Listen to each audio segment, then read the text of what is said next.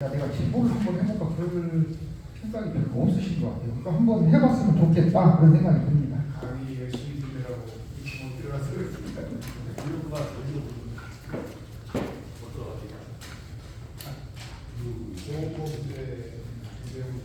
제가 다시 한번 말씀드릴게요. 만약에 영어를 잘 하시는 분들은 이걸 치면 돼요.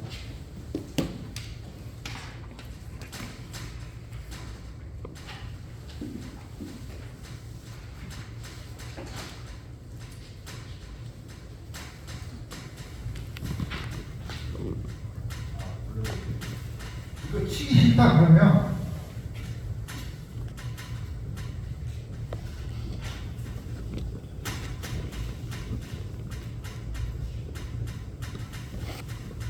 한국보험범죄문제연구소를 치면 네이버나 다음에 치면은 블로그가 아마 제일 상단에 있을 거예요. 거기 들어가서 여러분들이 다 보셔도 돼요.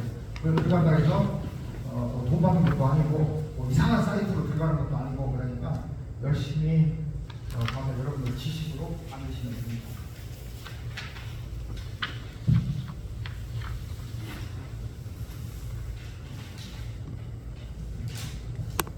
자, 그 다음에 1번은 이제 무인가 운영업체인데 인가를 안 받고 운영하는 것은 저렇게 이제 사고 냈을 때 보험금 편취금은 인정이 되는데 뭐가 문제냐면 사고 대차하는 거 있죠. 내가 사고가 났어요. 피해자야. 그럼 피해자면 렌트카를 쓸 수 있죠. 근데 렌트카를 썼는데 지금 이런 식으로 무인가로 운영을 하거나 그런 사람들이 만약에 빌려주면 사고대차 비용을 안 줘도 된다. 그건 좀 틀립니다. 약간 틀려요. 그러니까 우리가 이렇게 생각하면 돼요. 사부장병원 아시죠? 그러니까 의료기관을 운영할 수 없는 비의료인이 의료인을 고용해서 하는 게 사부장병원이잖아요. 근데 이 사부장병원 좀 문제가 있어요. 국민건강관리공단에서는 국민건강관리공단 법으로 사부장병원에서 치료받은 것은 전부 다 편취금액이다 법으로 명시해놨어요. 그런데 건강관리공단 그러니까 의료보험으로 하는 것은 그게 편취지만 다른 자동차 보험이라든지 실손보험이라든지 여기서는 편취가 아니에요. 그걸 편취인 것처럼 해가지고 한번 다퉜던 적이 있어요. 그래서 졌어요 보험사들이. 왜? 야 아무리 사부장 병원이라고 하더라도 진짜 치료해준 건 의사가 맞잖아. 근데 이게 왜 편취야? 하고 졌어요. 근데 그건 지금도 유효하고 그것도 똑같아요. 설령 저렇게 인가를 받지 않은 렌터카라고 하더라도 사고대차입니다. 이건 피보험차가 아니에요. 사고대차를 한 것은 보험 유지해야 돼요. 사고대차가 뭔지 아시죠? 사고가 빵 났어요. 피해자는 사수리 기간 동안에 렌트를 쓸 수 있죠. 그것보다 사고대차라고 하는 거예요. 이것은 인가를 받았든 못 받았든 렌트카를 빌려서 쓰면 렌트카를 받았으면 그건 편취는 아니다. 단지 저렇게 인가를 안 받고 운영하는 업체에서 누구한테 빌려줬어요. 자기가 탄다고 해서 빌려줬어요.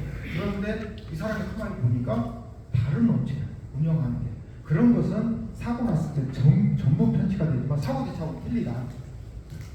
그 다음에 2항도 제가 설명드렸고요. 3항 저것도 말씀드렸고 그러니까 이제 저게 본점이 어디고 지점이 어딘지 모르겠다 그러면 등기소도 가기 귀찮다.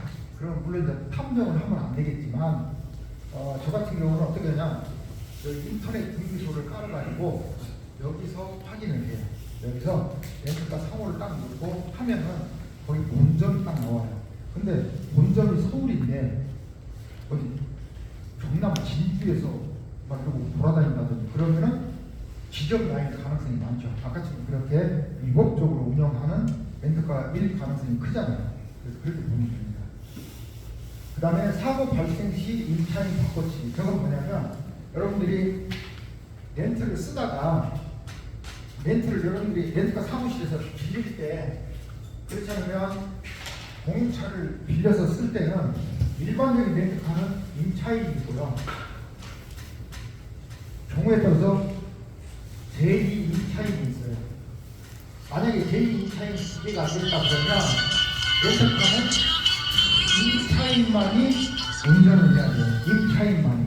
근데 보통 이제 나이 어린 애들에서 이제 이런 현상이 많이 발생되는데 임차인이 아니고 이제 어린 애들이다 보니까 렌트카를 딱 빌려요. 그럼 애들이 호기심이 있거든요. 야 내가 한번 할게. 내가 한번 할게. 하다가 대형 사고를 쳐요. 대형 사고를 치면 이거 무섭잖아요. 야 내가 어떻게 하는 거죠. 그렇지 않으면 렌트카 30 찾아가. 그래갖고 제2임차인의 실제 운전자를 그때 가서 쓰는 거예요. 이게 임차인 바꿔치기. 어린애들이 하다 보니까 대형 사고가 발생할 가능성이 커요. 특히 사망사고, 그 다음에 정말 중상에 이르는 그런 사고를 유발시킬 경우가 많습니다. 그래서 이런 것도 이렇게 만약에 발생되면 렌트업자가 뭐라고 하냐면 내가 다 알아서 해줄게. 내가 다 알아서 해줄게. 너는 계속 와서 우리 렌트카 써. 그래서 그런 것은 이제 글씨체라든지 그렇지 않으면 임대차 계약서 중에 거기서 막 설명을 해요. 설명을 하는데 임차인 뭐라 다 써 있는데 여기 임차인 있고 뭐 제2임차인 있는데 임차인 부분만 이렇게 막 표시가 되어 있다든지 했을 때는 제2임차인 없는 거예요. 그 다음에 나중에 서명 받을 때도 임차인만 서명을 받고 제2임차인이 없을 때는 원래 제2임차인이 없었다고 보는 거예요. 나중에 기재를 합니다. 그래서 이렇게 임차인 바꿔치기도 있다. 그 다음에 사고대차 바꿔치기. 사고대차 바꿔치기는 그렇게 많이 없는데요. 사고난 차를 바꿔치기 하는 거죠. 그런 것은 뭐냐면 이번에 그게 있었죠. 법인 차량 색깔을 바꾼다고. 번호판 색깔. 근데 제가 4년 전에 임직원 특약, 즉 법인용 차량을 제가 조사를 엄청 많이 했어요. 그때 나타난 문제에서 제가 이렇게 했으면 좋겠다는데 뭐 제 의견 때문에 한 건 아니겠죠. 이게 원래부터 문제가 있었는데 근데 여기에서 우리나라에서 렌트카가 돌아다니는 게 지금 이렇게 있어요. 이런 정상적인 렌트카도 있지만 법인에서 사용할 것처럼 해서 렌트카를 막 뽑아요. 특히 슈퍼카. 그런 차들이 사고가 딱 나면 얘는 법인이 기본이 아니잖아요. 그러다 보니까 법인차로 바꿔치기를 하는 거예요. 그래서 이렇게 이제 사고 대차도 바꿔치기를 한다. 그 다음에 6항 같은 경우는 한의원하고 일반 의원을 잡아낼 수 있는 좋은 방법 중에 하나가 저기에도 있어요. 사고 나서 일단 피해 과장은 둘째치고 그 사람 입원을 했어요. 입원해서 안 나가. 그런데 주차장에 보니까 렌트카도 써 있어요. 그건 뭐냐면 렌트카 업자들이 야 그냥 쓰는 것처럼 해. 내가 있잖아 여기다 세워놓으면 렌트비 나오는데 내가 한 20-30% 너한테 줄게. 그냥 계속 쓰는 거예요. 쓰지도 사용하지도 않는데. 근데 저런 것은 여러분들이 충분히 구별 가능하죠. 제가 5일 입원했는데 한 번도 안 나가. 렌트카를 받아야 될 이유가 없잖아요. 나중에 이제 걔네들이 나눠 먹게 하는 거니까. 이것도 역시 마찬가지로 여러분들이 잘 구정을 해서 제보를 하면 됩니다. 그 다음에 렌트 일수 부풀리기. 저게 이제 심각한 게 뭐냐면 사고 나면 어디로 보내냐면 서비스센터로 보내요. 일반 정비공장보다 서비스센터에 가면 굉장히 오랫동안 수리를 해요. 범퍼 하나 교환하는데 14일 걸려요. 그러면 14일 동안 렌트가 계속 나가는 거예요. 일부러 그쪽으로 유도를 해요. 이제 저런 거고, 그리고 일반 정비공장에서도 그렇게 일이 많지 않은데도 불구하고 일단 막 놔둬. 왜? 전기공장과 렌트카는 서로 짜고치는 보수들이 많아. 그래서 이런 것도 역시 마찬가지로 여러분들이 충분히 가능하다. 그 다음에 렌트 차량의 이중 청구. 저것은 많이 없어졌어요. 왜? 보험회사에서 보험 사고라든가 그걸 구분할 수 있는 프로그램들이 있어요. 그러니까 가령 12가 1, 2, 3, 4가 2023년 2월 3일부터 5일까지 대차가 됐다. 그런데 현대사에서 보니까 같은 기간에 또 대차가 됐다. 저런 것은 충분히 가능한데 이것 가지고 지금 장난하는 건 없어요. 근데 100건 중에 한 건은 이런 게 나와요. 아직도 옛날 고전적인 수법을 가지고 허위 청구하는 경우가 있어요. 그 다음에 법인 차량 이용해서 렌트행위. 정말 이게 문제인데 법인 차량은 여러분들이 보금 가능합니다. 있는지는 모르겠지만 법인 차량 가지고 하는 것은 일단은 법인을 하나 만들어요. 페이퍼 컴퍼니예요. 그런 다음에 여기는 직원도 없어요. 오직 그런 데는 딱 확인해 보면 뭐냐, 사원 한 명, 사원 한 명 차. 근데 차는 여러 대요. 무슨 차냐? 전부 다 보급차. 벤츠, 페라리 막 그런 거.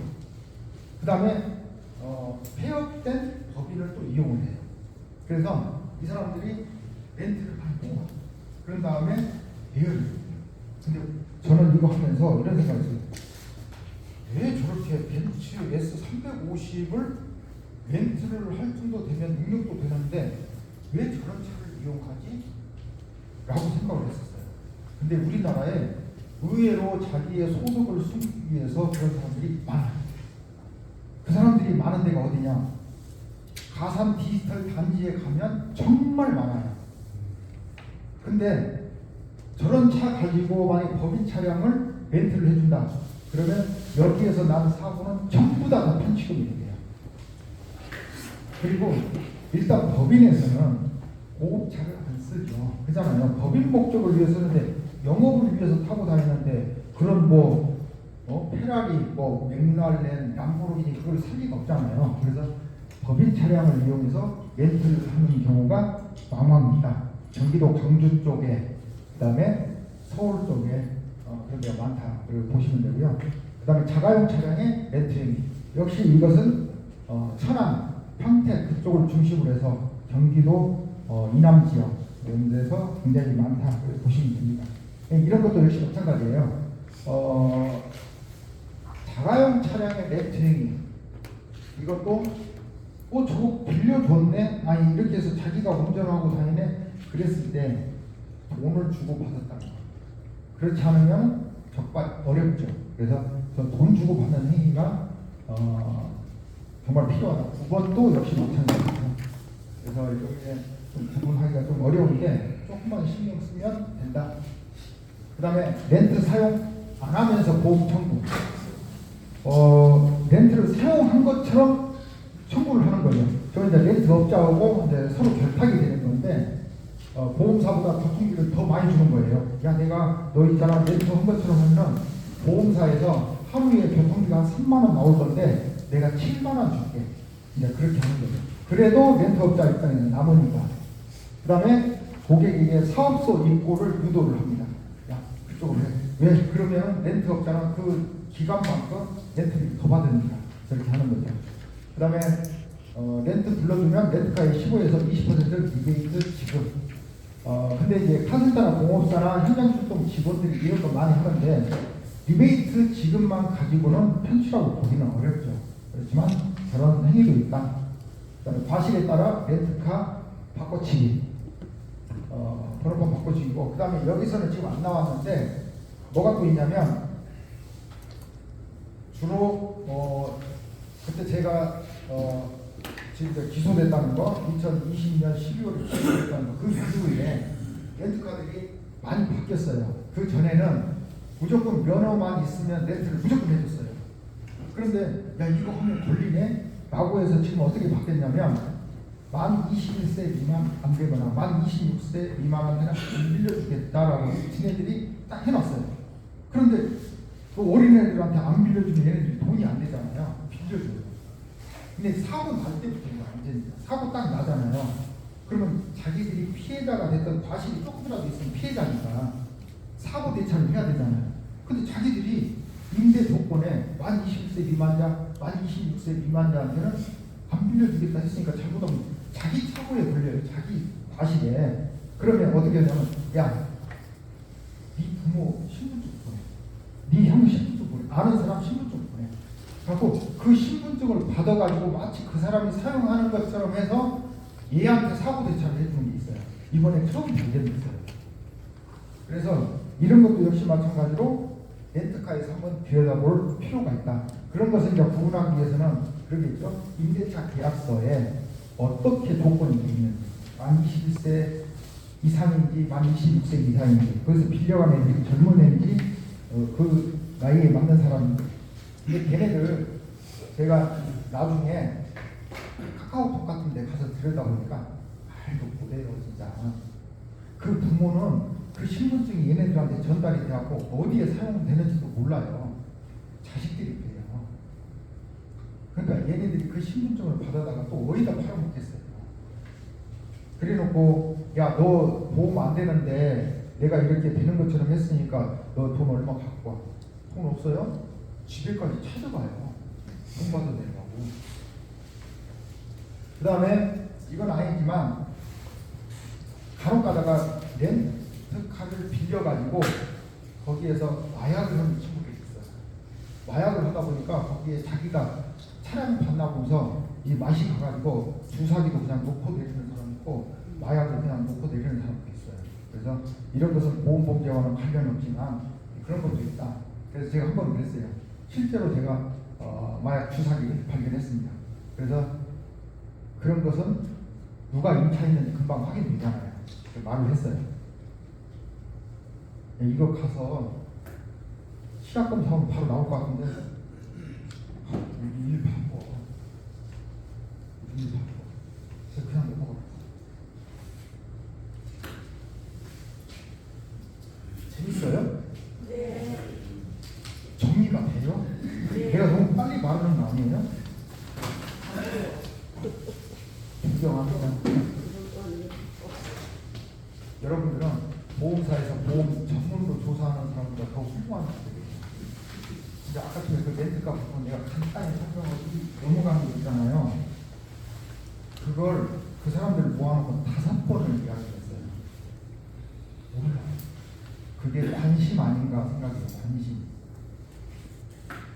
그 렌트카를 부르면 이 사고로 형벌을 일부 있는데 실제로 비밀까지 사고가 날 수도 있어요. 빌려가지고 사고 났을 때 렌트카가 가해자가 됐을 때예요. 그래서 피해자가 됐을 때예요. 같은 사고. 그러니까 피해자하고 가해자하고 틀려요. 근데 뒤에서 이거 이제 과외적인 이야기인데 그러면 내가 편의를 위해서 렌트카를 빌렸는데 그렇게 사고 났을 때 보험 처리를 하려면 이 렌트업자한테 면책금을 줘야 되잖아요. 근데 우리가 봤을 때는 굉장히 불합리해. 그죠? 나는 돈을 주고 했고 너는 종합보험으로 선착했는데 왜 나한테 면책금을 받아? 불합리하잖아요. 근데 여기 뭐가 문제냐면 공정거래위원회에서는 불공정한 계약이다라고 했어요. 근데 얘들한테 면책을 줘버린 게 누구냐면 저 유명한 금강원에서 줬어요. 개인 간의 사적 거래이기 때문에 이걸 규제할 수 없다. 그래서 이 면책금 사항이 안 없어지고 그러는 거예요. 저는 그런 걸 알기 때문에 전에 한번 제가 피해를 당한 사고가 있었는데 바로 렌트업자가 그랜저를 갖고 오더라고요. 저요 저녁에 퇴근하면서 그 차 갖고 왔는데 얼마나 불안하던지 여기 좀 제가 사고 내면 그 내용을 아니까 줘야 되니까. 그래서 뭐 간혹가다 저는 이제 제주도를 예를 들어서 말씀드렸잖아요. 제주도 가면 신나게 렌트카 빌려서 다녀요. 사고 안 나면 좋죠. 사고 나요.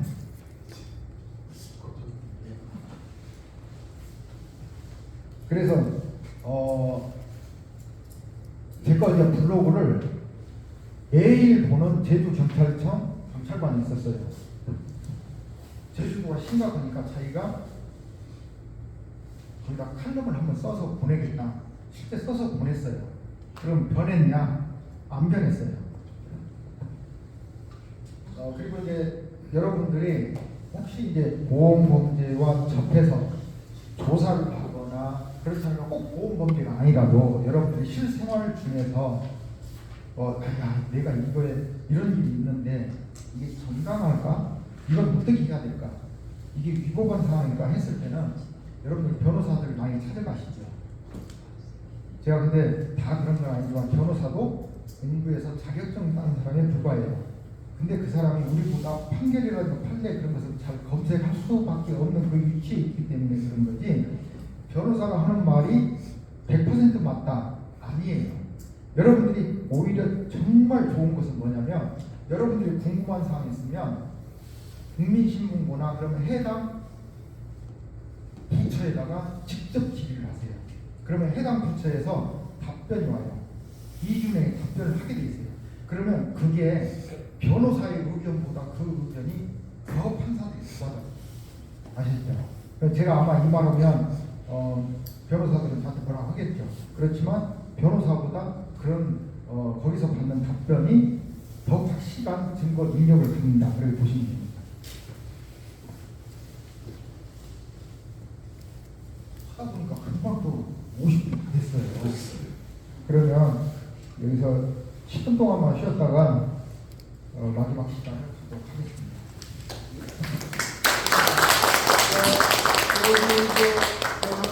상종 대협력위원장이 모셨습니다. 일찍 업무가 바쁘셔서 늦게 도착하셨습니다. 선생님도 늘 함께 해주시고 많이 도와주고 계십니다.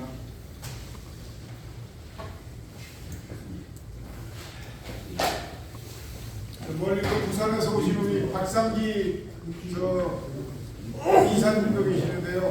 부산에서 왔습니다. 아마 제일 멀리서 온 것 같은데 오늘 박상 멀리서 대전에서 오신 그 박사님도 계십니다. 우리 조동훈 박사님 대전에서 오셨습니다.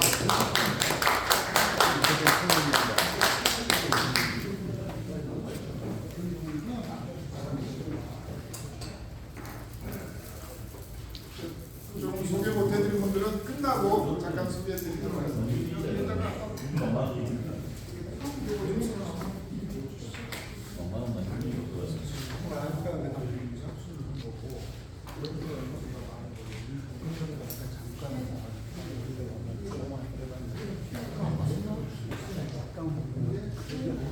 이것도 마스크를 끼고 받았어요.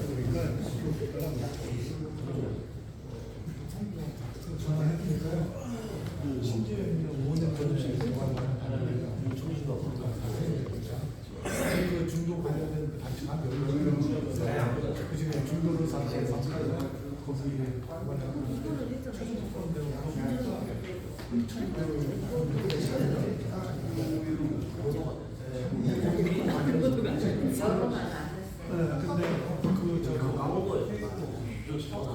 그러니까 지금 정면으로 봤죠. 정면. 그러니까 지금 그 관련돼 있던 상태 그 사람도 나와서 여기 차리고 최종 얘도 그 강원